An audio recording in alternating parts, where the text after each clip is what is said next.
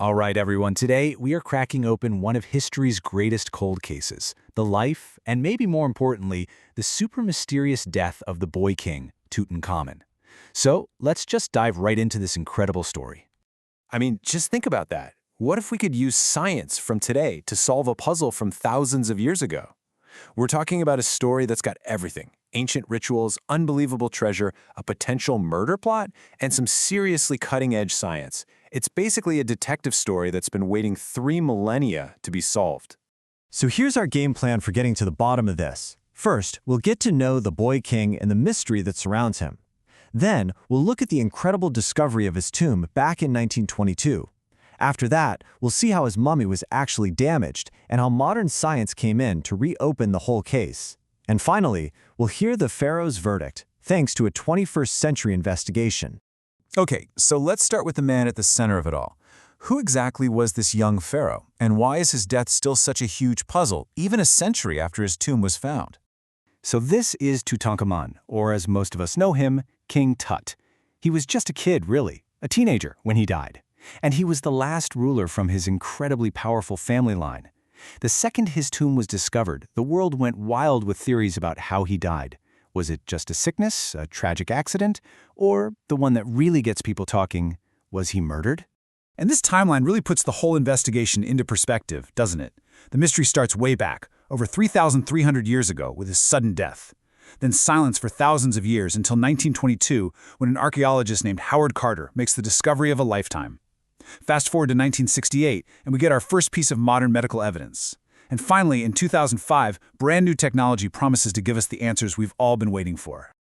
You know, to really understand why everyone was so suspicious about his death, you have to get a feel for the world he lived in. The pharaoh before him, Akhenaten, had turned Egypt completely upside down.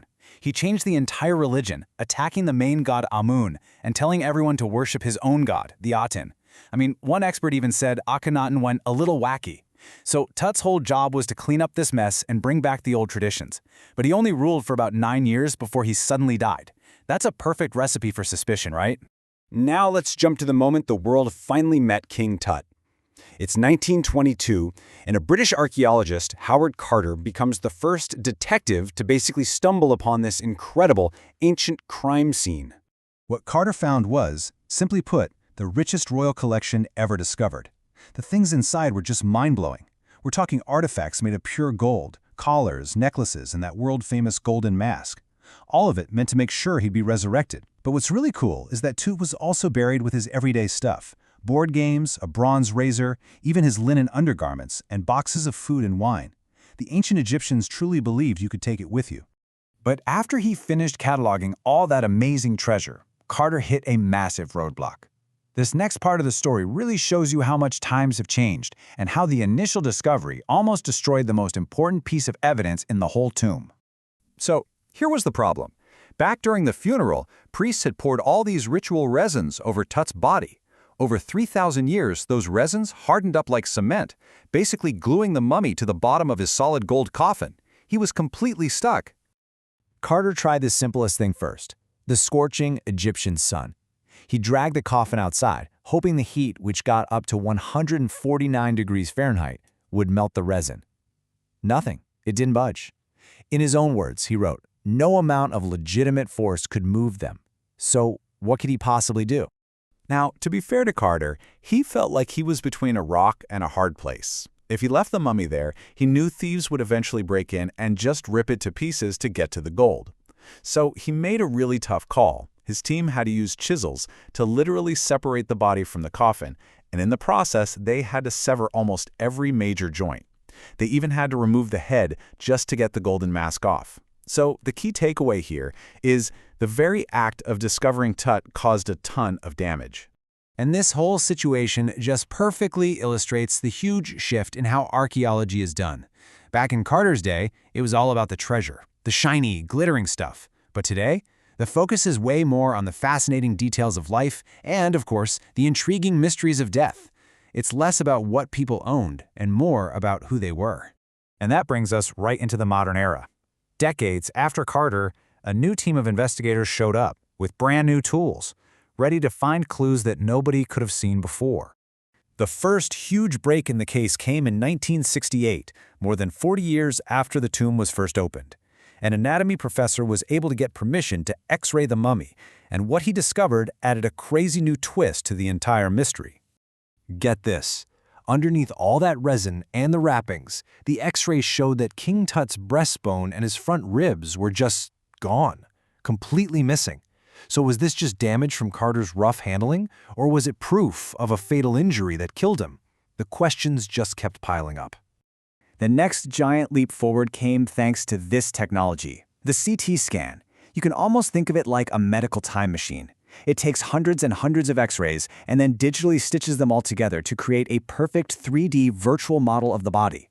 This lets scientists explore every inch of it without causing any more damage. I mean, the precision is just unbelievable. The machine takes 1,700 digital images in these super thin cross-sections. Some of them are thinner than a credit card. Then, a computer stacks these digital slices together, kind of like a loaf of bread, to build that incredibly detailed 3D model, all ready for a team of modern-day detectives to pore over. And that brings us to the climax of our story, the night of January 5th, 2005. This was the night that King Tut left his tomb for the first time in nearly 80 years to finally meet the scanner. The scene that night was just pure drama. The text describes an angry wind whipping up these little dust devils. You had these dark, heavy clouds rolling across the sky, hiding the stars in what was described as a casket gray color. I mean, you couldn't write a more perfect atmospheric setting for uncovering the secrets of a long-dead pharaoh.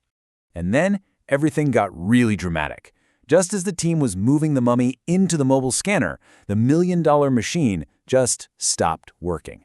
The problem? A little bit of sand had gotten stuck in a cooler fan. Right away, one of the guards nervously joked, "Curse of the Pharaoh." For a second there, it really seemed like maybe superstition was gonna win the day.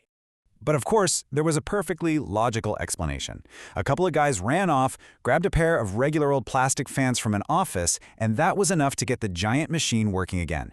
The scan was finished, and you could just see the relief on the face of Zahi Hawass, the archaeologist in charge. His mission was safe. And back inside the trailer, the results were just breathtaking. On the computer screen, a gray head started to form out of a cloud of pixels. The technician could spin it, tilt it, look at it from any angle. The neck vertebrae were as clear as they would be in an anatomy class. It's just this incredible image of the ancient and the modern coming together. Less than 3 hours after he was taken out, Tut was carried back into his tomb to rest. Now, the scan couldn't prove he was murdered, but it did reveal a really bad leg fracture that happened right before he died. So the theory today is that he probably died from a complication from that injury, maybe an infection. A much more ordinary but no less tragic end to his story. And so, the boy king rests in peace, watched over by the constellation Orion, which the ancient Egyptians believed was the soul of Osiris, the god of the afterlife. Please like, share, and subscribe to my YouTube channel, The Ace Archive, if you like the content.